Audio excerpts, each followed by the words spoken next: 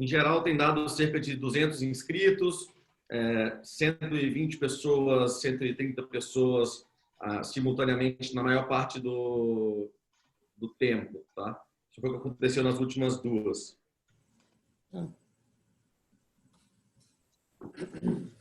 Então, estão ao vivo aí já, tem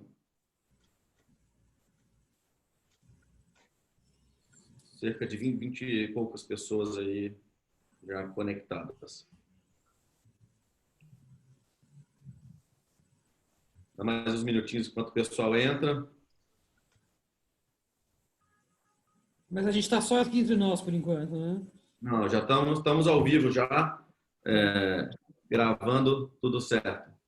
Então Bom, pessoal, primeiro prestigiando aí quem já chegou antes, já estava ali esperando a gente iniciar esse bate-papo. Vamos começando. Quero primeiro agradecer a presença de todo mundo, né? A gente sabe que a gente está nesse momento aí com uma série de bate-papos, uma série de lives acontecendo, e a presença de cada um de vocês aqui, na verdade, é um prestígio para a gente, né? Para quem chegou aqui ainda não conhece a Rua 2, a gente vai falar um pouco sobre a empresa, contar um pouco sobre o que a gente está fazendo. Meu nome é Paulo, eu sou CEO e fundador da Rua 2. A gente é uma startup que nasceu, a gente começou a operar em janeiro do ano passado, a gente já está nas 5 regiões do país, a gente nasceu para impulsionar a transformação digital do mercado imobiliário, ajudando a solucionar a dor dos locatários por meio das imobiliárias. Né? Isso significa que as nossas soluções possibilitam a digitalização completa da jornada de locação. E aí, em tempo de coronavírus, e é muito difícil a gente falar hoje sem considerar esse momento que a gente está vivendo, a gente tem ajudado imobiliárias de todos os tamanhos do Brasil inteiro a continuar funcionando, porque elas oferecem aos seus clientes a experiência completa de alugar o imóvel sem sair de casa. Essas imobiliárias, elas conseguem atrair clientes por meio de atrair imóveis por meio de programas de incentivo, agendar visita, fazer negociação, analisar crédito, até assinar o contrato, tudo digital. E elas também contam com o nosso serviço de hosts. O que são esses hosts? São profissionais que vão até os imóveis, apresentam cada detalhe para quem quer alugar, e atualmente o locatário tem a opção de fazer essa visita por videochamada ou presencialmente com host. É claro que a maioria dos clientes busca ir até o imóvel busca ir até o imóvel no momento do fechamento. A gente busca que o host chegue com antecedência, abra todos os canais de ventilação e nunca sobe no elevador ao mesmo tempo, uma série de cuidados para esse momento. Eles são profissionais recrutados e treinados pelo nosso time e remunerados por visita e por proposta enviada, do mesmo jeito que os motoristas entregadores dos aplicativos. Assim, eles têm uma agenda flexível e conseguem fazer renda mesmo em tempo de isolamento. Melhor do que esses serviços é o que de fato faz uma empresa ser digital, que não é só ter uma camada digital e um serviço compartilhado, mas é a geração de dados dessa jornada. Todos esses dados eles são visualizados em um painel para essa empresa ter fácil acesso às informações. Isso para a gente é manter o dedo no pulso do negócio, como um atleta que precisa, a cada treinamento, a cada momento, estar ali medindo como é que está a sua performance e vendo como estão os seus batimentos cardíacos. A diferença que existe disso quando entra numa plataforma como essa é a velocidade que se tem os dados. Então, resumindo, além do principal, que é oferecer melhor experiência para os clientes, automação, eficiência, inteligência de dados são algumas das vantagens de digitalizar a imobiliária com a Rua 2. Então, a gente abriu esse espaço aqui para compartilhar conhecimento. A gente, há cerca de 5 semanas, a gente tem aprendido muito e a gente espera que vocês que estão aí do outro lado também. A gente tem trocado experiências sobre uma série de temas. Essa segunda rodada, a gente convidou especialistas. A gente começou falando muito sobre a relação locatícia e o que iria acontecer nessas negociações, nas cláusulas contratuais. Depois a gente falou sobre as garantias e agora a gente começa a falar sobre como o home office impacta na forma de pensar os espaços residenciais e comerciais. E hoje, para discutir sobre esse tema, a gente tem 2 pesos pesados do mercado comercial e do mercado residencial. A Marina é presidente da Nilmar, a Marina que já tem 20 anos de experiência no mercado imobiliário, já estou no setor de construção, incorporação e desenvolvimento, além de consultoria imobiliária em multinacionais, atuo na Cushman desde 2014 e vem para trazer muito essa bagagem para a gente entender como que é a visão da Marina sobre como fica a partir de agora o mercado de locações corporativas. E ele trouxe também o Alexandre Frankel, que é fundador e CEO da House e da Vitacom. A House é uma plataforma de moradia sob demanda. O Alexandre foi eleito cidadão sustentável em 2013. Ele defende muito a ideia de mobilidade na cidade. Também é vice-presidente do Secov de São Paulo, ativista da mobilidade, entre uma série de outras características que eu vou preferir que vocês se apresentem, tragam um pouco dos seus negócios para a gente começar esse bate-papo. Marina e Alexandre, muito obrigado por aceitar nosso convite para bater esse papo. E queria começar aí pela Marina, puder contar um pouco o que é a Nilmar, o que vocês desenvolvem no Brasil e no mundo, para a gente poder iniciar essa conversa. Legal, Paulo. Obrigado a você pelo convite. É um prazer estar aqui falando com vocês, dividindo esse painel de discussão com o Alexandre também. Obrigada pela oportunidade. A Nilmar é uma empresa de consultoria imobiliária com a sede em Nova York. Tem escritório em mais de 480 países, mais de 480 escritórios. A gente está basicamente no mundo todo, bem espalhado. E a gente trabalha em duas grandes linhas de serviços. Uma é a questão de consultoria e transações imobiliárias, quer dizer, locação, venda, compra, avaliação e, enfim, toda a parte de consultoria. E tem uma outra grande avenida, que é a parte que a gente chama de gerenciamento predial, que é basicamente o condomínio, gerenciamento de facilities, que é quando a gente cuida da parte interna de um cliente, quer dizer, dentro do cliente a gente entra para cuidar da manutenção, segurança, limpeza, enfim, também faz tudo isso. E tem a parte de gerenciamento de obras, que a gente chama de project management, que é a parte de gerenciamento de obras de construção, de reforma, de adaptação, de escritórios e tal.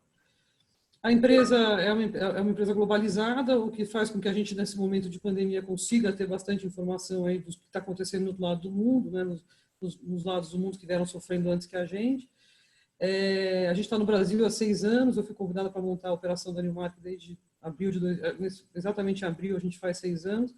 A gente abriu em abril de 2014 e seguimos, temos cliente nacional e internacional, isso é importante falar. A gente tem clientes que são lá de fora e que acabam sendo atendidos por nós aqui, então a gente consegue ter uma visão do cliente internacional, como ele se comporta, o que ele está buscando, quais são as políticas internacionais dos clientes, porque muita política desses clientes vem lá de fora.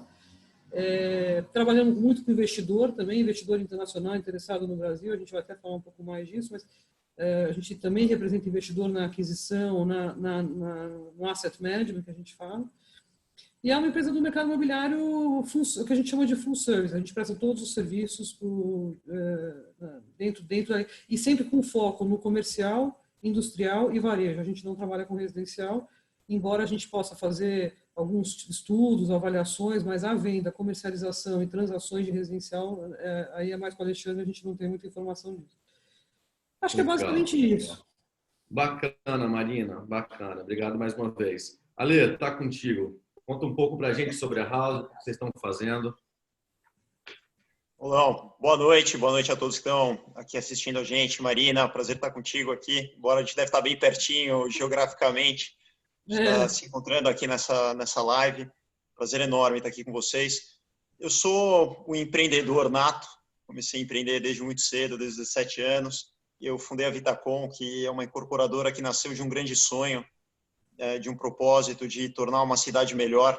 Eu tive uma experiência pessoal de um cara que ficava 5 horas por dia dentro de um carro. Essa era a minha vida. Em São Paulo, boa parte dos paulistanos sofrem desse mal. E quando eu me casei, eu fui morar num apartamento pequeno e comecei a fazer os meus trajetos a pé, de bicicleta. E eu falei, vou empreender, vou criar uma incorporadora, uma empresa para mudar o mercado imobiliário. Então, as pessoas pensavam muito em clubes condomínio, em apartamentos grandes, era uma proposta bem diferente. E eu comecei a falar, não, acho que a gente pode morar menor e morar perto. Esse foi o grande conceito, começou assim. e agora a Vitacom acabou de completar 10 anos, acabamos de fazer.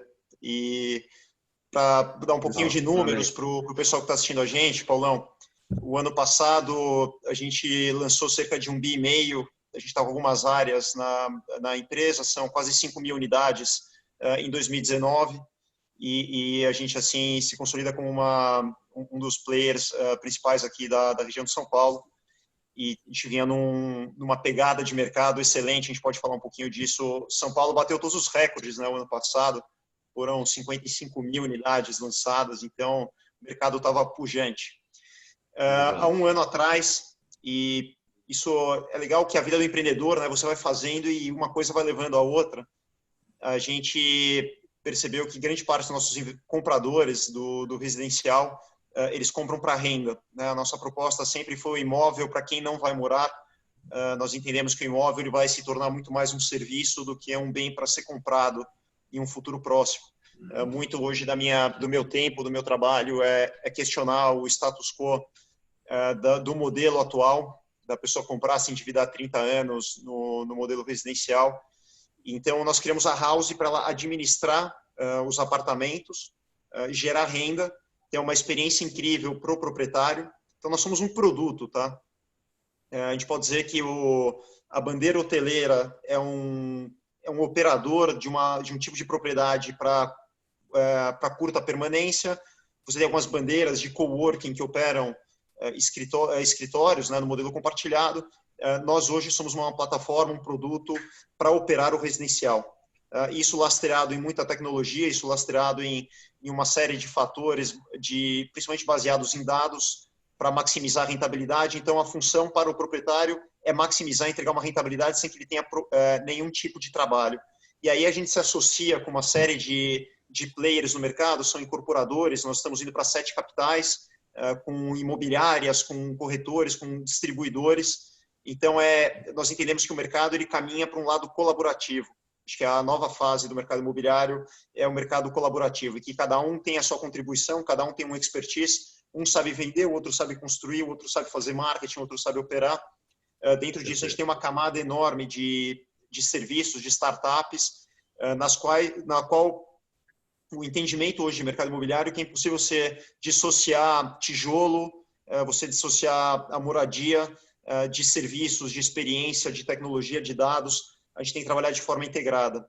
E essa é a proposta da House, ela vem se unir com diversos proprietários incorporadores de imóveis residenciais para permitir que ele seja ofertado como a moradia como um serviço, e assim a gente vem crescendo. No finzinho do ano passado, meados aí quase dezembro, a gente fechou um round de captação com um fundo americano, e então essa empresa entrou agora em alta expansão, e então estamos com esse novo desafio.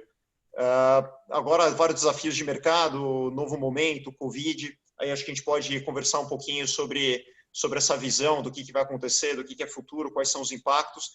E só para complementar, que é um pouco aqui do nosso papo, a gente tem um portfólio também grande de prédios comerciais no portfólio. A gente comprou algumas propriedades para retrofit aqui em São Paulo, principalmente na região da Avenida Paulista.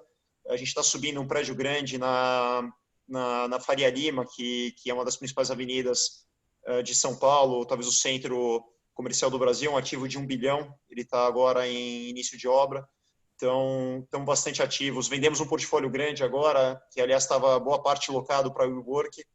Então, a gente está bem ativo também no comercial, mas o grande foco dos negócios da companhia, do grupo, são os empreendimentos residenciais. Bacana, bacana. Pessoal, estou vendo algumas pessoas com a mão levantada aqui, alguns grandes amigos, Pedro Ávila, César Durão. Se quiserem, quem quiser fazer alguma pergunta, tem uma seção ali, uma parte de Q&A, tá? Só entrar ali, QA, pegar e fazer a sua pergunta, que a gente vai buscar responder, trazer aí a visão do Alê e da Marina. Bom, continuando com você, Alê, a gente tem visto um crescimento do mercado de aluguéis quando fala na forma que as pessoas querem morar, né? As pessoas querem morar como serviço, acho que você já até falou sobre isso aqui. Então, aproveitando isso, e esse momento que a gente passa, que pode impactar na forma que as pessoas pensam a sua casa, na forma que as pessoas vivem, na forma que elas se relacionam com a sua propriedade. Como você acha que esse momento impacta na velocidade dessa tendência de crescimento do volume de pessoas que querem morar de aluguel? Então, acho que era uma tendência que ela já vinha muito antes da crise atual. Acho que ela teve até agora um fator de aceleração, tá? Isso por uma série de fatores. Então, a tendência das pessoas migrarem para a locação, ela vem se dando por um fator de que as pessoas mudam muito mais ou têm uma necessidade de mudança ao longo das suas vidas muito maior do que elas tinham anteriormente. Então, a pessoa, ela sai para estudar, depois ela casa, depois de casar, ela vai ter um trabalho, ela evolui no trabalho, tem filhos, os filhos saem de casa. Então, a vida tomou um certo dinamismo e que não faz sentido mais a pessoa comprar um único imóvel e ficar nele do primeiro momento, quando ela vai ter a sua independência e ficar nesse imóvel a vida toda. Então, essa tendência já vinha se consolidando, a gente já vinha um aumento. Aliás, a Vitacom é fruto disso, né? Nesse nosso histórico, hoje nós temos 30 mil membros que nós chamamos dentro do nosso portfólio e a gente sempre vendeu muito mais a moradia para um investidor que aluga para oferecer a moradia como um serviço. Então, essa é uma tendência irreversível que já acontece em vários países do mundo. Você tem cidades em 60%, 70% das moradias de aluguel. E São Paulo, isso chega perto de 1/3. Eu não sei como é que está em Brasília, Porto Alegre, que são as praças que você atua, mas acredito que deve estar bastante elevada também e crescente. Todas as curvas, todos os estudos mostram uma tendência crescente. Hoje nós conhecemos algo chamado aluguel, que é a forma como a pessoa usa o imóvel como serviço. Muito em breve, eu acho que essa nomenclatura e essa forma de prover a moradia, ela vai se transformar. Então, a gente vai se aproximar muito mais de uma mensalidade, de um membership, de uma academia, por exemplo, do que de um aluguel como a gente conhece hoje, permitindo total flexibilidade. Aliás, a segunda palavra, a primeira acho que eu comentei foi colaboração, que acho que é algo que entra em alta. A segunda é flexibilidade. Eu acredito que as pessoas querem ter a flexibilidade de mudar a qualquer momento, por uma questão de estilo de vida, de preço, de tamanho, de necessidade, de aumentar a família. Muitos se divorciam.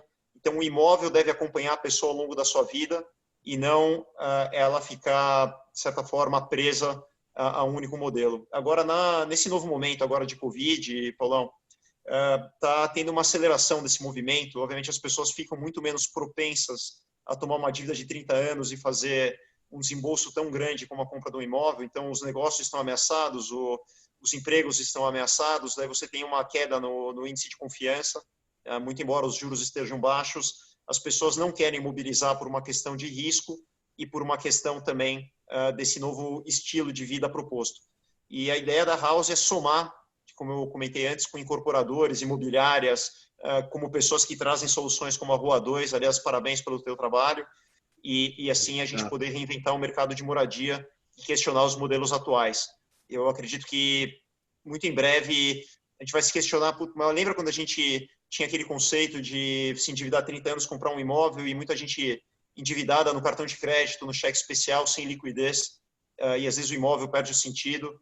Eu acho que dá para criar algo melhor para a humanidade e deixar um novo legado do que a gente conhece até hoje.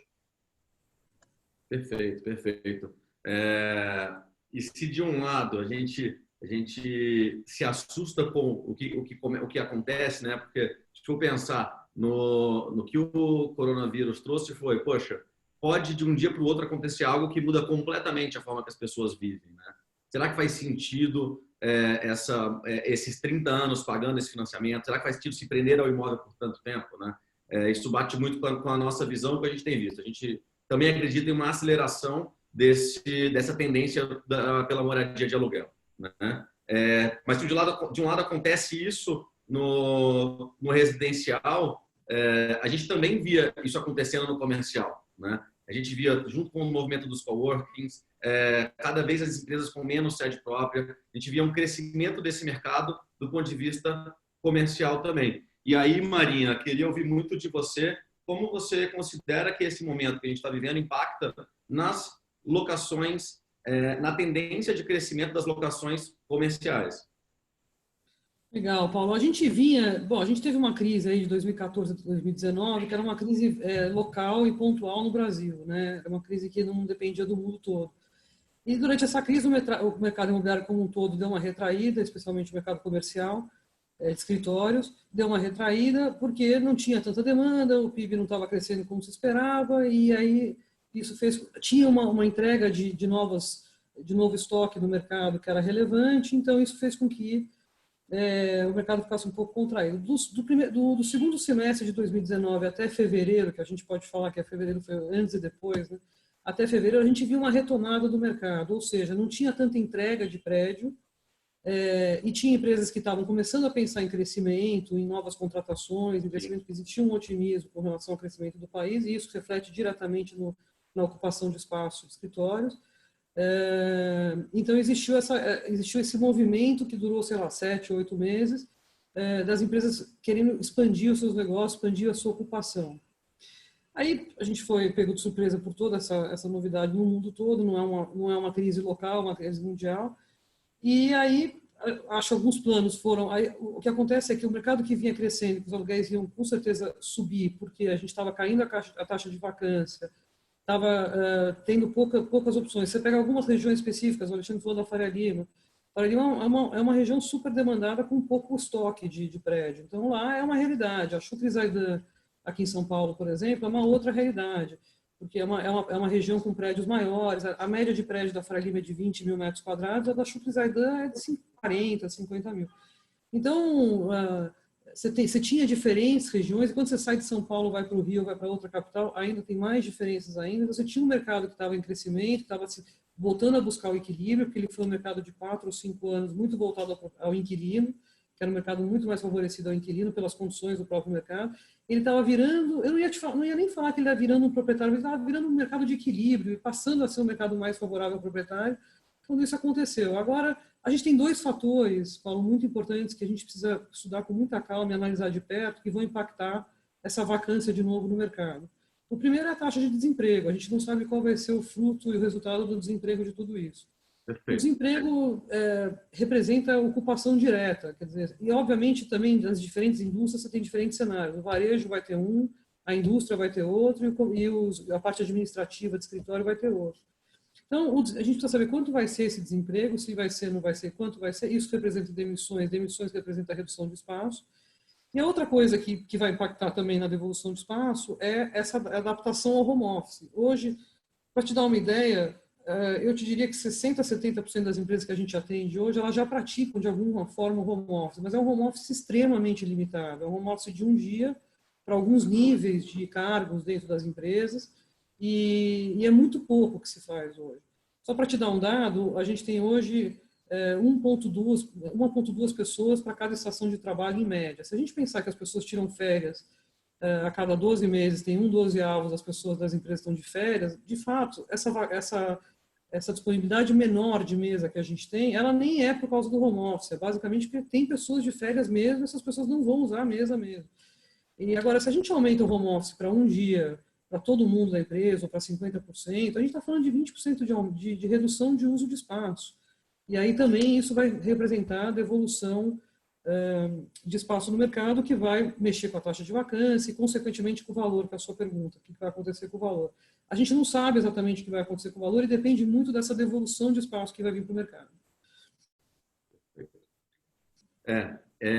Acho que a gente temos boas mudanças pela frente, né? E se de fato o home office começa a ser adotado, talvez isso impacte em algumas coisas da nossa relação com a nossa moradia, né? E aí, Ale, eu queria ver contigo o seguinte: primeiro, considerações com relação a essa pergunta feita para a Marina, mas também já trazendo um outro ponto, né? Se de fato a gente avança no home office, como fica a nossa visão sobre mobilidade e será que como é que a gente pensa nos pequenos apartamentos no centro, né? A gente vê essa tendência nos últimos anos e sendo com muito sucesso nos últimos anos.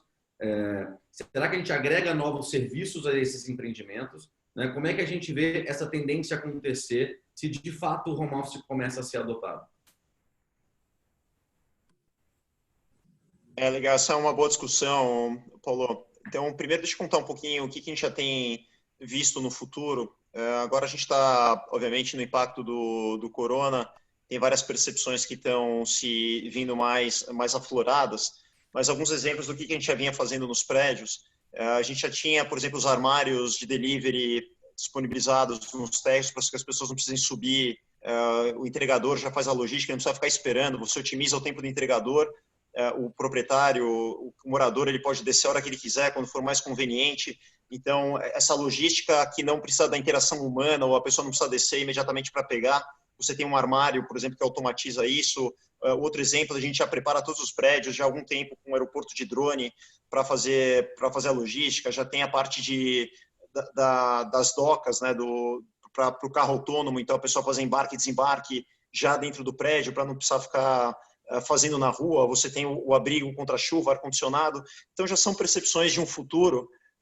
O home office também já há muito tempo gera uma leitura dentro dos prédios, tanto que a gente já entrega os prédios com Wi-Fi no estado da arte, já entendendo que era algo primordial também para o home office. O espaço de coworking, que já tem vários em operação, ele começa a ter uma utilização extrema dentro do dia a dia da pessoa. Já tem, inclusive, empresas que usam os coworkings profissionais dentro dos prédios residenciais como hubs de trabalho. Então, pessoas que moram perto podem formar um squad e trabalhar num satélite sem precisar se locomover até o escritório. Daí muita gente hoje me pergunta, né, mas um apartamento pequeno, tal, como é que fica isso nesse momento de quarentena? De fato, esse é um momento atípico que a gente está vivendo. A grande parte do que a gente provê nos prédios as áreas comuns, elas são um complemento da casa da pessoa. Então, ela não precisa ter a sua própria sala de jantar, não precisa ter o seu coworking, não precisa ter uma sala para receber amigos, ela usa de forma compartilhada no prédio. O que a gente está imaginando agora, não sei quanto tempo vai se estender esse isolamento, né, essa priorização do privativo frente ao que é comum, mas você tem vários prédios em que a gente já está clusterizando nos prédios novos. Então, você tem, ao invés de ter um grande coworking aberto, você tem vários boxes de trabalho que funcionam de forma independente, você tem salas de jantar que a pessoa faz um evento privado. Então, você, hoje, momentaneamente, pelo menos, você tem uma maior priorização do que é privado frente ao que é comum. E isso vai mudar 300 vezes, tá? Eu não tenho dúvida que o produto ele vai se atualizar, são várias tecnologias, são várias mudanças de hábito. Uma coisa que não muda já há algumas centenas milhares de anos, que as pessoas se reúnem em cidades, em aglomerações, por uma questão de oportunidade, de tendência, de trocas. Isso eu acredito que não vai mudar. A característica do ser humano. O ser humano gosta de se aglomerar, né?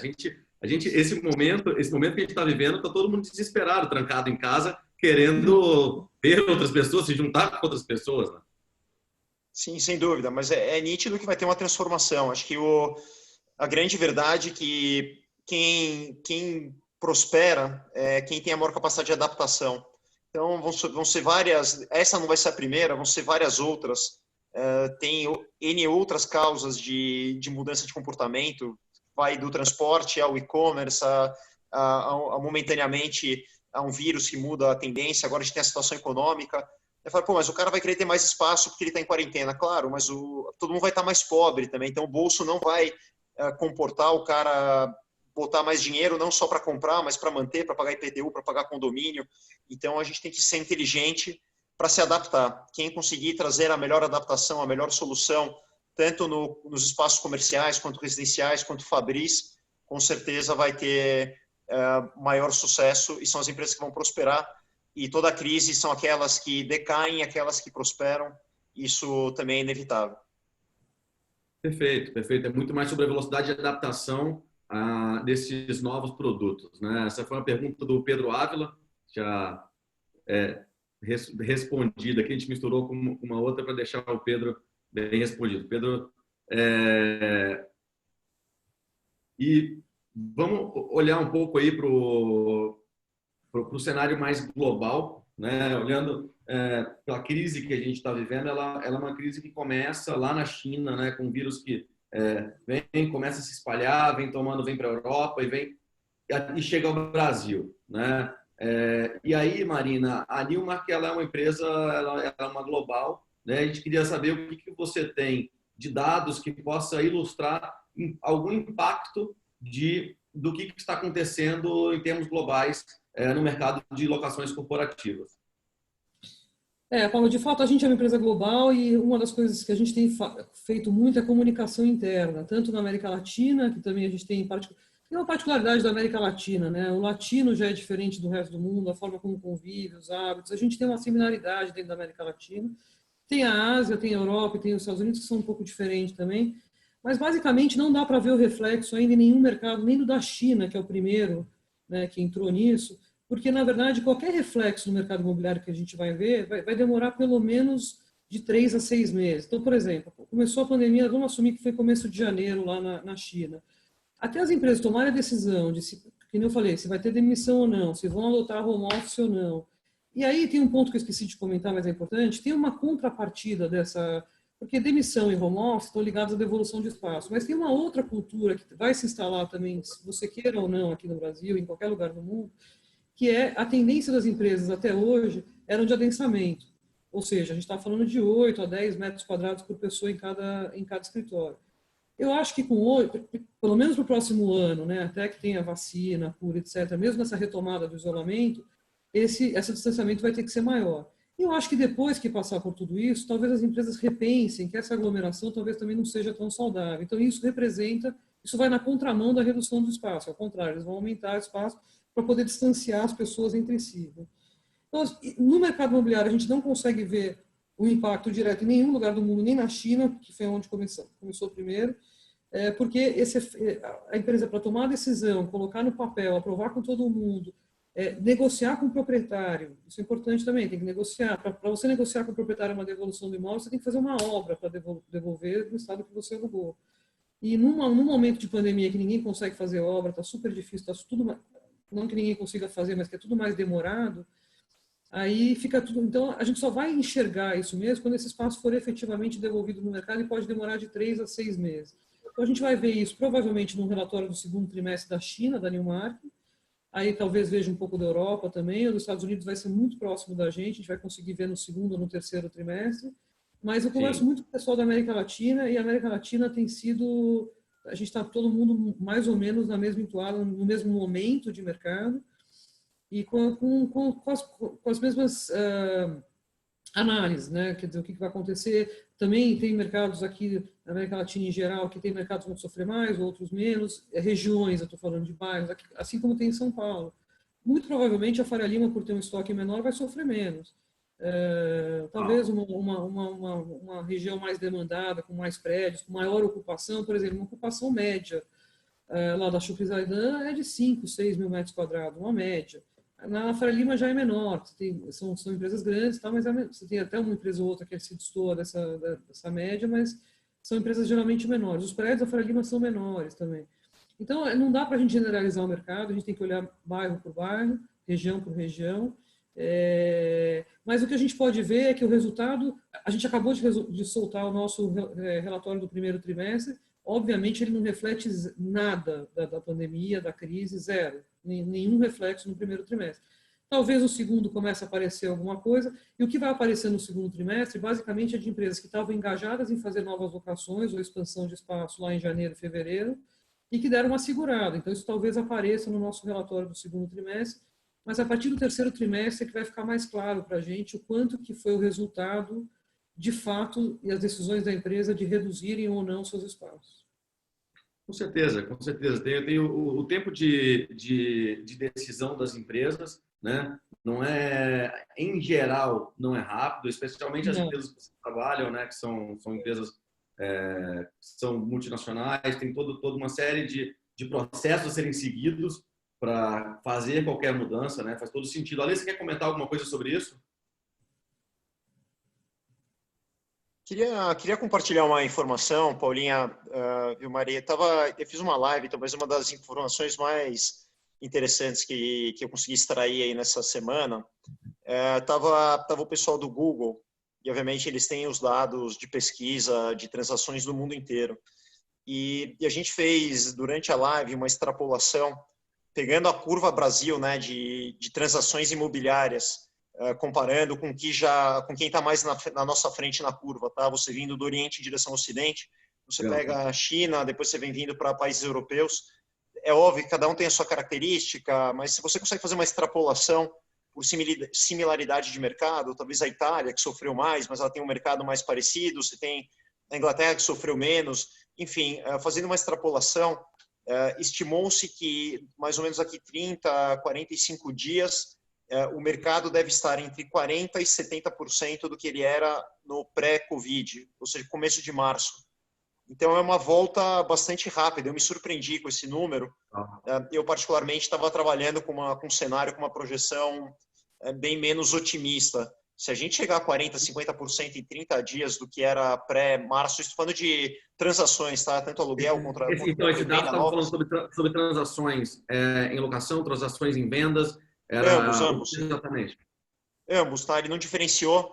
São transações imobiliárias. A gente poderia até separar os dados, mas vamos chamar de transação, tá? Que um negócio é fechado, é uma média. Então, extrapolando-se o número, em 45 dias você tem alguma coisa entre 40 e 70 do que era o mercado pré-Covid.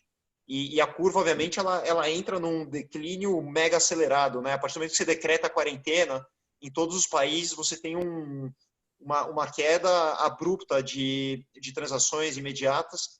E agora, o que já está vigente, né? Que você pega alguns índices, só vão refletir lá na frente. Acho que a Marina colocou muito bem.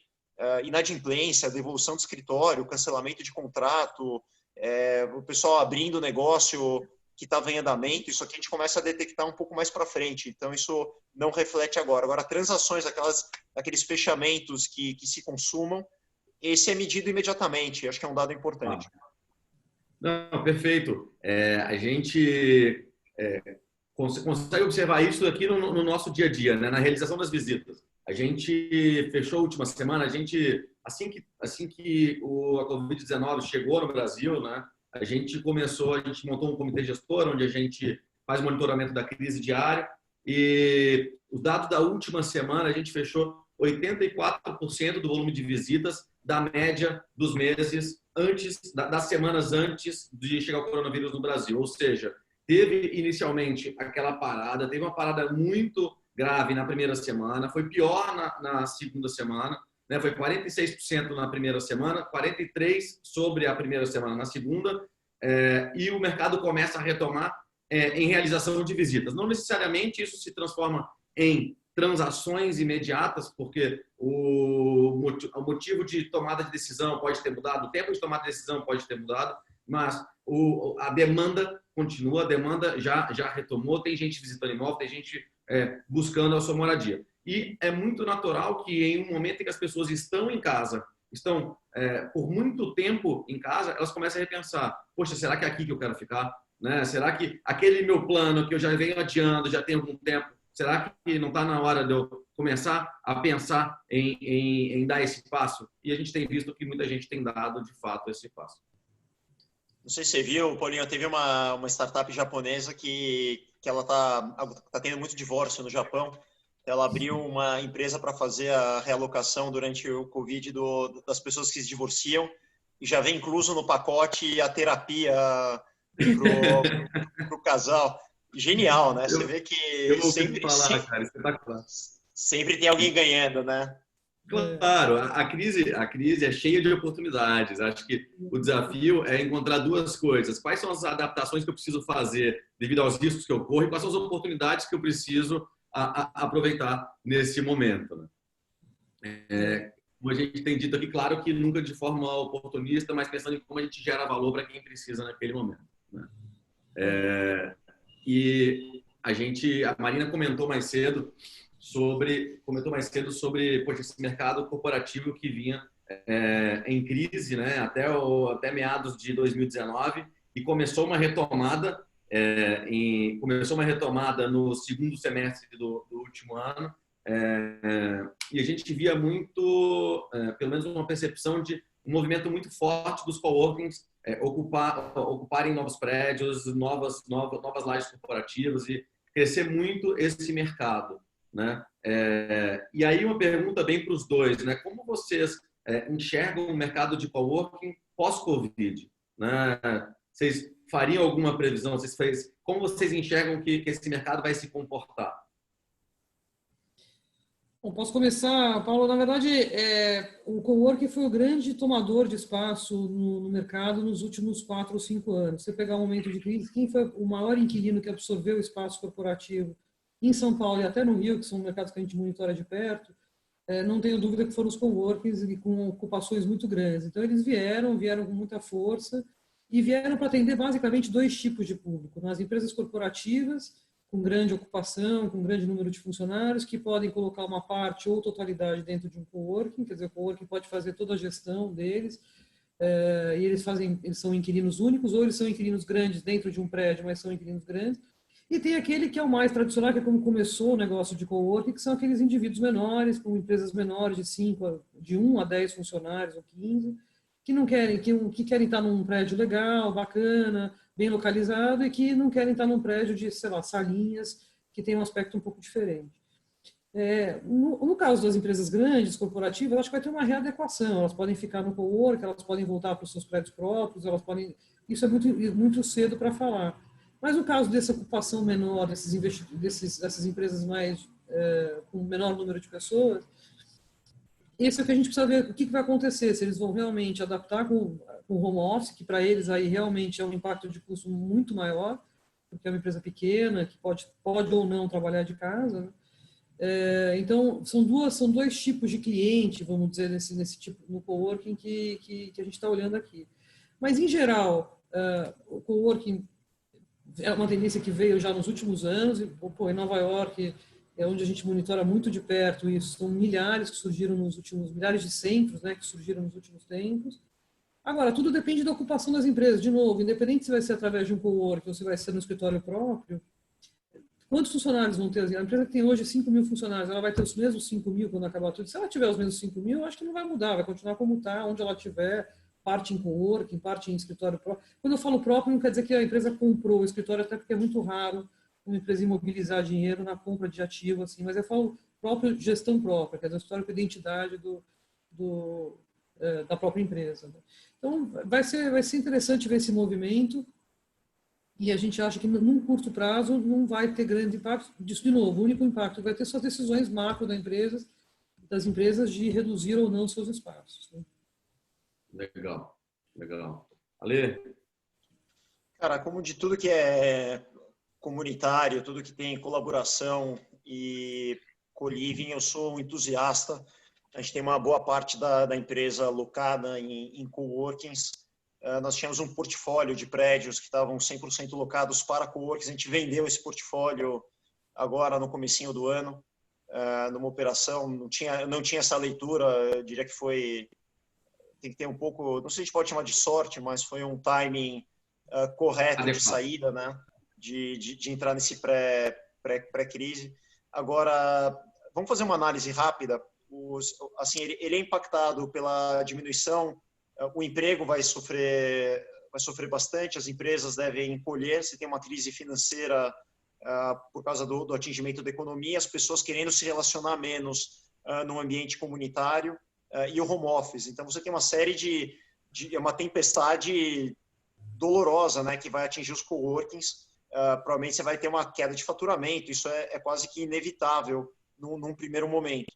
Então, como a maioria deles, ele assume uma despesa fixa, né, que é o aluguel do espaço, eles não são donos do espaço, eles assumem um aluguel fixo e eles saem para gerar receita, aí você tem um impacto grande sobre o negócio, daí você tem que ver quais delas estão capitalizadas ou quantas delas vão ter que negociar a sua principal despesa, que é a locação. Então, você tem um impacto natural que deve acontecer, as empresas mais estruturadas vão passar. Eu acho que é uma tendência irreversível, não acho que essa condição de isolamento, das pessoas não quererem socializar, ela é permanente, então deve voltar gradativamente, acho que uma curva um pouco mais lenta do que alguns setores da economia e um grande impacto no primeiro momento. E esse é a grande questão, qual vai ser o tamanho do impacto e qual a inclinação da curva de retorno.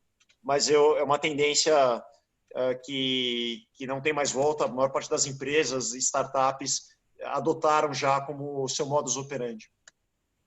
Perfeito, perfeito. A gente estava batendo um papo mais cedo com a Marina e a gente colocou justamente em xeque o seguinte: poxa, em breve, e aí podem ser 12 meses, 18 meses, e aí não importa, acho que não cabe a gente discutir o tempo. Surge a vacina para o coronavírus, por exemplo. Né? Será que volta tudo ao normal? É provável. É bem possível que sim. Né? Será que a gente vai manter toda essa necessidade de distância? Será que a gente volta pelo menos muito mais perto ao que a gente era, esse povo afetivo, próximo e que gosta de estar junto de fato, que gosta de compartilhar, que especialmente o brasileiro é. Né? É muito provável que a gente volte se a gente encontrar a solução para esse problema que a gente vive hoje. E do lado a gente falou muito sobre o comportamento do uso dos imóveis, né? Mas como ficam os investimentos nos imóveis, né? A gente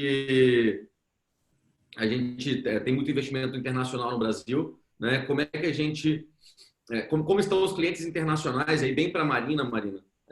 Como estão os clientes internacionais aqui no Brasil? A gente tem uma crise global, mas o Brasil acaba ficando ainda mais barato. Essa é a ideia? Olha, Paulo, se a gente conversasse até fevereiro, era uma forma agora um pouco diferente. Até fevereiro, o que a gente brincava aqui é que sobrava dinheiro e faltava produto. O Alexandre deve até ter essa visão, que a gente tinha muito investidor em busca de produtos, ainda mais produtos bons como o deles. Que saudades, Marina, que saudades. Saudade desse tempo, né, Alexandre? E não faz tempo, não, faz um mês, 2 meses, não faz muito tempo. Então, a gente tinha, só para você ter uma ideia, a gente foi fazer uma venda de um prédio, que é um prédio bem caro, numa região bem valorizada em São Paulo, que o ativo custava em média 300 milhões, a gente recebeu 8 propostas firmes para a compra desse ativo, o que significa que tinha quase 3 bilhões de reais na mesa, se a gente for pensar em todos os montantes de propostas, de dinheiro do Brasil e de fora, querendo comprar um ativo como esse. Ou seja, aí você fala, cadê esses... Aí tá bom, um deles comprou 300 milhões, e o resto, né? E os outros 6, 7 propostas que estavam capitalizados querendo comprar um ativo como esse. A verdade é que a gente estava tentando achar outros produtos, mas estava muito concorrido, porque estava todo mundo buscando produto, de novo, né? Estava sobrando dinheiro e faltando produto. E agora, como é que está a situação, Paulo? Na verdade, agora os investidores internacionais, eles sempre olham o Brasil. Sempre. E na América Latina, eu te diria que é Brasil e México, tá? Porque são os 2 maiores mercados. Mas eles sempre olham o Brasil. Por quê? Porque o Brasil é sempre uma oportunidade de negócio, tem uma população enorme de 220 milhões de potenciais consumidores, eles sempre olham isso, e de certa forma estava acompanhando o crescimento que a gente vinha. Né? Falando com alguns investidores internacionais pós-pandemia, o que eles falam é o seguinte: a gente está esperando, porque esse investidor internacional não investe só no Brasil, ele investe nos Estados Unidos, na Europa, na Ásia, na América Latina como um todo. Então, ele está esperando para saber como vão se comportar os mercados. E quando a gente estava fazendo a venda desse ativo, estava tão apertado, você vê, tinham 7 propostas para comprar um negócio de 300 milhões, que não é um valor baixo, não é um ticket baixo que você pode colocar qualquer comprador. Então, essas pessoas todas que queriam comprar esse prédio, o que elas vão fazer? Quando o dinheiro vem de fora, elas vão esperar para olhar, porque a hora que você olha que um cap rate, que é a taxa de retorno aqui no Brasil, está quase parecida com a de Manhattan, você fala, pô, será que vale a pena colocar o dinheiro aqui, num prédio ou em Manhattan? Você começa a questionar.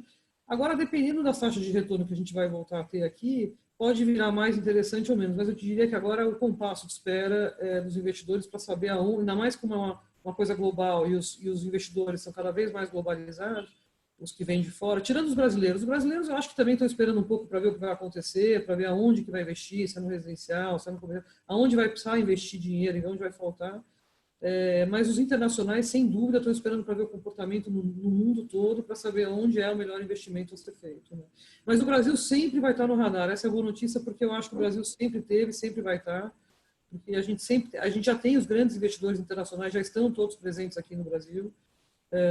Estão grandes incorporadores internacionais de renome, estão todos já aqui investindo no Rio, investindo em São Paulo, investindo em outras capitais também. Então, eu acho que vai voltar esse investimento, não tenho dúvida, é uma questão de tempo, é uma questão de alinhamento global. Não é, de novo, até durante a crise que a gente teve de 2014 até 2019, era um problema local, que o investidor internacional ele sabia que o momento, mais cedo ou mais tarde, a gente ia sair e ia voltar a crescer. Então, ele só tinha que lidar, teoricamente, com uma variável, que é a variável da nossa política economia, que precisava andar e precisava melhorar.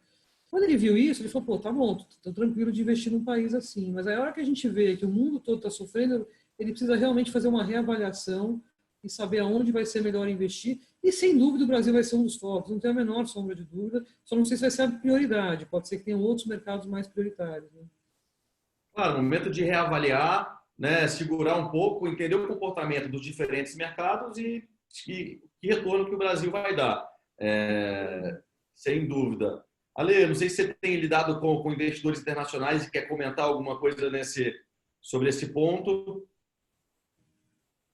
Nós temos sócios, sim, internacionais, a gente está em calls constantes, a maioria deles norte-americanos. A gente tem um fator favorável, que existe uma certa quantidade de capital que já é alocado para a Latam, né? Assim como a Marina falou, eles sempre vão estar de olho e já tem um dinheiro já marcado para a Latam, que ele vai ter que vir. Então, o apetite com esse câmbio, realmente ele fica aguçado, mas o que mudou um pouquinho foram as taxas de retorno, o tipo de deal. A gente já está com alguns negócios em andamento, desde que começou, propostas novas, tá, que a gente colocou junto com os fundos que são nossos sócios. Eu acho que, nesse sentido, obviamente, a gente está buscando as taxas de retorno mais altas. Em relação à Vitacom, a gente tem também... O ano passado, a gente vendeu em 37 países diferentes. Foram assim, a gente penetrou em vários países com investidores, aí de todos os portes, tá? Você tem family office, você tem investidores que são pessoas físicas, mas a gente acabou fazendo uma pulverização de carteira bastante grande. É óbvio, o pessoal fica preocupado, existe um desconforto com a situação global, mas o investidor de imóvel, ele naturalmente é um investidor mais paciente, né? Ele já sabe que é um investimento de mais longo prazo, não adianta ele ficar querendo olhar valor na tela todos os dias. Com certeza é uma foto, a gente está tendo uma foto do momento horrível de um filme que deve acabar maravilhosamente bem. Então, a ideia é que no mercado imobiliário você sempre olha o filme. Se você quiser ficar olhando foto, com certeza, primeiro que você vai se desesperar, segundo que você vai acabar vendendo no momento errado e vai fazer mau negócio. Então, tem que ter um pouco de paciência agora. Deixa eu só complementando o que você está falando, é uma coisa importante para ressaltar aqui, o ciclo do nosso mercado ele é longo, não é um ciclo curto, não é investimento de curto prazo. O Alexandre colocou esse ponto que é super importante. Assim como você falou, poxa, a gente já consegue ver efeitos, nem na devolução de espaço de empresa a gente consegue ver efeito tão rápido, porque até para ela devolver espaço ela demora. Eu não estou... É política de empresa, é procedimento, processo, empresa grande, as multinacionais precisam de aprovação lá fora, as que são nacionais precisam tudo de um comitê que aprova, aí precisa fazer toda a parte burocrática para fazer devolução. Então, nem nisso a gente consegue pensar em curto prazo, muito menos investimento. A hora que você vai fazer um prédio comercial, você tem que imaginar e fazer estudos, a gente faz muitos desses estudos, como vai estar o mercado daqui a 5 ou 6 anos, que é o que demora para entregar um prédio. Então, quando você faz um prédio corporativo na Faria Lima, por exemplo, ou na Chucre Zaidan, em qualquer região, você fala, poxa, como vai estar a demanda do espaço naquela região daqui a 5 anos? E para fazer essas projeções, claro que ninguém consegue projetar um Covid no meio do caminho, mas sem projetar Covid só temperatura e pressão normal, você tem que entender um pouco do crescimento do país, e aí saber que essa demanda existe, que ela vai vir, que ela vai estar reprimida e que esse prédio vai ter... Esse é o grande desafio dos incorporadores, na verdade. Você saber exatamente qual é o produto no lugar certo, qual a demanda certa, quando ele vier para o mercado, a gente está falando de 5 anos, então é um prazo muito, muito, muito largo. Claro, acho que o Alexandre falou sobre essa visão de longo prazo do investidor imobiliário e esse possível desespero ao olhar o momento, né? Mas também tem um outro olhar para o olhar ao momento, né? Uma série de oportunidades que podem existir e a gente tem conversado com alguns fundos que estão com um apetite enorme por negócios neste momento, buscando boas oportunidades para investir no Brasil. E inclusive isso é tema da nossa próxima conversa. A gente está trazendo, a gente vai ter nas 2 próximas conversas, nossas 2 próximas edições dessa nossa websérie, a gente vai trazer fundos em uma sobre imóveis residenciais, então fundos só investem em imóveis residenciais no Brasil, e outra só em imóveis comerciais, para discutir justamente como eles estão abordando o mercado nesse momento. Mas nas conversas que a gente tem tido, com alguns deles, é que tem visto o mercado de forma super positiva e buscando boas oportunidades de entrada nesse mercado. Indo aí para os finalmente, vamos escolher algumas perguntas aqui. A gente temos aí o Daniel Nader, irmão do Rafa. Não te conheci ainda, Dani, mas tenho ouvido falar muito de você pela Maria Amélia, viu? Então, vamos lá. Marina, se por um lado as empresas podem diminuir espaços por conta do home office, por outro, você vê a possibilidade das empresas ampliarem seus espaços e buscarem escritórios com menor proximidade entre as pessoas, menor densidade? Daniel, um beijo para você. Obrigada pela audiência. É um grande amigo, Daniel Nader.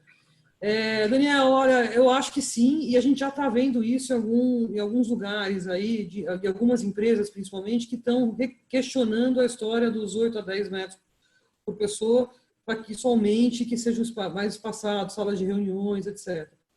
Já estamos discutindo com algumas empresas como seria isso. Isso é uma coisa muito alinhada.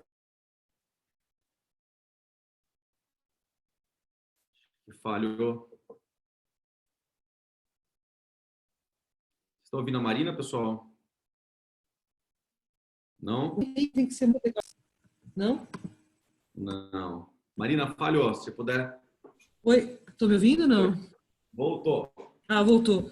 Então, não sei onde parou, mas eu estava falando que sim, existe uma reavaliação das empresas com relação a uma nova forma de estudar espaço, de ocupar espaço. Ela vai ser um pouco maior.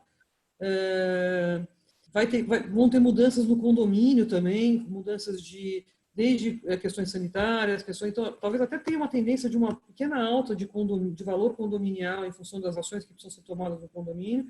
E as empresas estão olhando as políticas aqui e lá fora, políticas que vêm lá de fora, especialmente empresas internacionais, sobre essa nova forma de ocupar espaço. No Brasil existe uma lei que tem um número mínimo de metros quadrados por pessoa, que, por exemplo, o mais adensado de todos é o call center, né? São call centers que ficam muito, muito, muito adensados, e talvez isso possa ser revisto. Talvez, foi até uma pergunta que fizeram hoje de manhã nos calls que eu fiz, que se isso não deveria ser revisto, esse número de metros quadrados por pessoa deveria ser um pouco maior.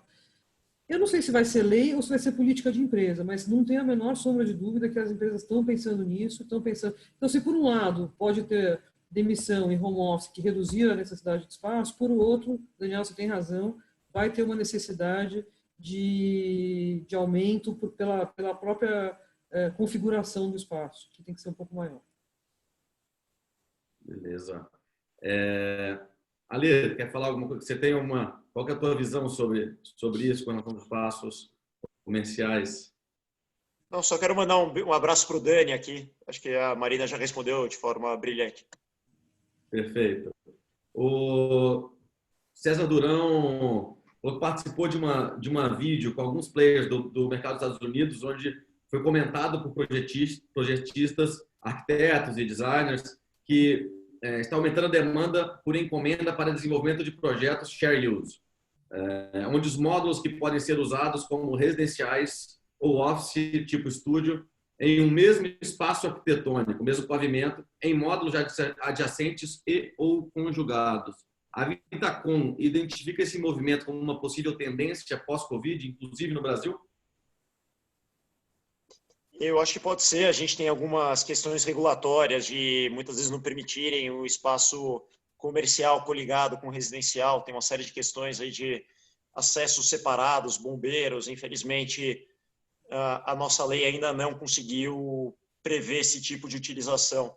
Eu acho que a utilização ela tem se dado uma característica um pouquinho mais separada, tá? Tem uma separação por andares ou por escadas independentes, tem uma série de regulamentações, mas sem dúvida nenhuma, dentro do que a lei permite, isso já é feito também há muito tempo. Acho que essa tendência agora ela ganha uma força ainda maior.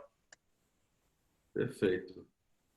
Pessoal, indo então para nossa última pergunta para a Marina sobre o mercado de condomínios logísticos. A Newmark acredita que uma das mudanças pós-coronavírus será um crescimento muito forte do e-commerce? Já está sendo, na verdade. Obrigada pela pergunta, mas já está sendo. A gente tem visto O mercado industrial a gente pode dividir em dois, o mercado logístico e o mercado de indústria mesmo, né? O mercado de indústria, dependendo do setor, ele pode sofrer mais ou menos. Mas o mercado logístico de distribuição, especialmente perto dos grandes centros, então os grandes centros de distribuição que estão localizados perto dos grandes centros comerciais, São Paulo, Rio, grandes capitais ou grandes cidades, sem dúvida nenhuma está crescendo, a gente tem visto essa demanda aumentar. E a gente, isso porque não só é fruto do que a gente agora está em casa, mas é porque isso vai se comportar um pouco, vai mudar um pouco também. Pessoas que não compravam pela internet, que não usar, que não eram do e-commerce, agora começaram a ser. E pode ser que algumas gostem, algumas vão continuar gostando de ir em loja. Então isso vai ter um movimento antagônico entre as lojas e o centro de distribuição. Enquanto as lojas talvez sejam menos usadas e menos necessárias, o e-commerce vai ser mais necessário, inclusive as entregas mais rápidas. Quanto mais rápida a entrega, melhor. Então, sem dúvida, está mudando o mercado de centro de distribuição, com demandas cada vez maiores por espaços mais perto dos grandes centros. E isso vai afetar um pouco o mercado de varejo, sem dúvida nenhuma, que talvez seja mais afetado do que o mercado de logística, sem dúvida nenhuma. Bacana. E, por último, aqui, agradecer a presença aí do Ovidio Maia, presidente do Secov do Distrito Federal, trazendo aqui uma pergunta para a gente, falando considerando o mercado equilibrado, qual a taxa de retorno que os investidores buscam, tanto nos residenciais quanto nos comerciais? Acho que aí fica a pergunta para os dois, né? Olha, a taxa de retorno que ele fala, se for um cap rate, por exemplo, a gente estava falando de cap rate, que é o retorno sobre investimento de compra, a gente estava falando de cap mínimo em São Paulo, quer dizer, o melhor ativo, na melhor localização, a gente estava falando de 5 a 6, 7%. Por aí. Agora, quando você pega um imóvel mais afastado, numa outra região, aí isso muda muito, depende muito do contrato de locação, se é um BTS, se é um build-to-suit ou não. Agora, é muito difícil saber qual vai ser esse cap. Se a gente soubesse isso, seria muito mais fácil de responder a outra pergunta, que é para onde vai o dinheiro dos investidores internacionais. É muito difícil saber isso agora, né? Mas a gente espera que, enquanto a gente estiver tendo um bom retorno comparado com mercados mais maduros, como Nova York e alguns outros aí fora, a gente vai ter mais chance de atrair investimento internacional, sem dúvida nenhuma. O que não dá é para... Não é que não dá, mas o que fica mais difícil é a gente ter o mesmo retorno que um empreendimento em Manhattan e a gente achar que a gente vai ser escolhido. Mas eu acho que tem investidor para todo tipo de imóvel também, todo tipo de região. Então, é difícil saber qual vai ser o retorno, mas o que eu posso dizer é que era o retorno esperados antes da crise, e depois a gente tem que olhar como vai se comportar. Isso vai ter a ver com a vacância, vai ter a ver com a absorção, quanto que esses espaços que estão vagos hoje vão ser absorvidos, como vai ser a credibilidade, como a gente vai ser visto saindo dessa crise em termos de credibilidade. Então, tem muitos fatores que vão afetar esse retorno. Perfeito, perfeito. Acho que é isso, né? Tem tantos tipos de investidores com tantas expectativas diferentes, prazos de investimento diferentes, né? Ale? Então, vamos lá. A gente chegou a transacionar prédios na casa de 6% de cap. No residencial para atacado, fundos de investimento, a gente estava falando pré-Covid na casa de 6,5, 7. Agora ainda é muito cedo para a gente querer mensurar qual foi o impacto. Ainda muito recente, o mercado muito volátil. E no varejo você tem investidores aí que também pré-Covid já estavam falando em 0,5% de rentabilidade mensal, já era um bom valor. A gente vê pós-Covid, a gente vai estar com os juros aí na casa de 3%, o CDI. Tem uma grande chance do mercado reativar de uma forma bastante rápida, por ser uma rentabilidade muito interessante. Acho que esse é um ponto que favorece bastante o mercado imobiliário na recuperação. Sem dúvida. Certeza, com certeza. Pessoal, então, mais uma vez, agradecer imensamente aí, Marina, Alexandre, todo mundo que participou com a gente. E estamos completando aí 1 hora de conversa. Vamos para as considerações finais. Você queria começar pelo Alexandre, suas considerações finais. Paulinho, prazer, obrigado de novo, obrigado Ana por ter coordenado aqui. Mari, super prazer fazer essa live com você, espero que a gente se encontre em momentos de prosperidade muito em breve. Cara, acho que a gente tava... proximidade, né? Que as pessoas possam se encontrar, né? Com certeza. Mas sabe que tem gente que eu estou vendo muito mais agora, falando muito mais agora e vendo também, né? Bom, verdade. Acho que a gente aprendeu muito nessa última crise, e a gente até estava comentando muito com a equipe o que eu teria feito diferente em 2014. A gente teve vários aprendizados. Ninguém nunca imaginou que uma crise imobiliária que durou quase 5 anos, ela foi muito extensa. Então, essa daqui, eu acho que o incorporador, o empreendedor, ele está muito mais escolado. Eu vejo o pessoal muito preparado, absorvendo com uma paz de espírito, vamos dizer assim, a crise. O pessoal já está muito mais preparado de ter vindo desse momento. Hoje, São Paulo está numa situação muito diferente do resto do país. Eu tenho falado com outros pares das grandes maioria das cidades, não tinham retornado, não tiveram anos importantes de capitalização, de vendas. Então, acredito que esse pessoal deve estar bastante preocupado, torcendo para uma curva de recuperação bastante rápida. Acho que um otimismo, uma luz que a gente tem que olhar, que a economia tinha bons fundamentos, a gente está com um câmbio altíssimo, que favorece demais a entrada de investidores estrangeiros. Os juros projetado aí na casa de 3% também, ele é muito propício para negociações imobiliárias. Acho que o mercado vai sofrer várias alterações em todos os segmentos. A gente passou aqui comercial, residencial, logístico, todos eles sem exceção. É necessário pensar diferente, é necessário se adaptar e trazer novos modelos. E tudo vai passar. Acho que é uma frase que a gente está ouvindo muito, mas para quem já passou outras crises, não existe verdade maior. Para quem está preocupado, está em desespero, eu vejo muitos pequenos, faço muita mentoria para pequenos empresários. Cara, fica vivo, preserva a calma, que isso aqui passa, volta com consistência. Então, essa é a grande mensagem e espero encontrar todos vocês em breve. Paulinho, eu espero que a gente faça negócio. A gente está indo aí para Brasília. Quero ter você como nosso agente parceiro, distribuidor para o Brasil. A gente entrou agora em Porto Alegre. Também quero firmar essa parceria aí com você, com a House. Mari, quero comprar propriedades, quero investir, também fazer negócios. E agradeço a todo mundo, toda a audiência que ficou com a gente aí na live. Obrigado, boa noite a todos. Valeu, Lê. Marina.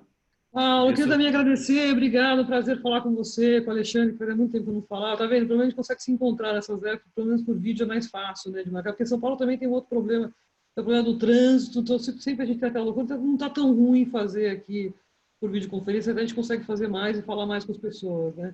Mas eu concordo com o Alexandre, e aí tem até um dado maior, assim, o brasileiro já está muito acostumado, infelizmente, com crise, então acho que eu concordo muito com o que o Alexandre falou, a gente já está mais acostumado, a gente já vinha, o único problema é que a gente já vinha de uma crise extensa, já embarcamos em outra, mas eu acho que essa é pontual, ela é menor, concordo com o Alexandre, vai passar, acho que vai mudar um pouco, como a gente já discutiu todo o tempo que a gente teve aqui, o jeito de conviver, o jeito de usar escritório, o jeito de tudo, mas eu acho que é pouco tempo para a gente voltar a ter uma vida do novo normal. Todo mundo está falando que não vai ser mais normal como era antes, mas do novo normal, qualquer que seja ele, mas que a gente possa viver. E o brasileiro é muito afetivo, gosta de se ver, gosta de se encontrar, então essa coisa de virtual, a gente não vê a hora que passe, isso que a gente começa a se encontrar de forma como a gente fazia antes. É claro, com todas as restrições que a gente vai ter, mas que a gente possa se ver, se encontrar. E foi um prazer participar aqui desse painel com o Alexandre e com você, Paulo. Muito obrigado pelo convite. Que bacana. Então, mais uma vez, obrigado, Marina, obrigado, Alexandre, obrigado, Ana, pela coordenação aí do evento, todo mundo que participou.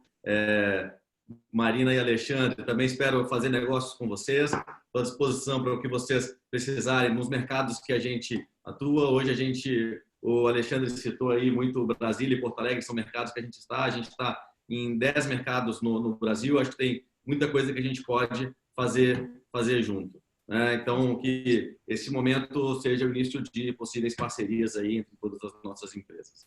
Tá? Um forte abraço a todo mundo que participou. Espero que a gente se encontre em breve. Valeu, pessoal. Obrigada, Paulo. Obrigada, Alexandre. Obrigada, Ana. Tchau, tchau.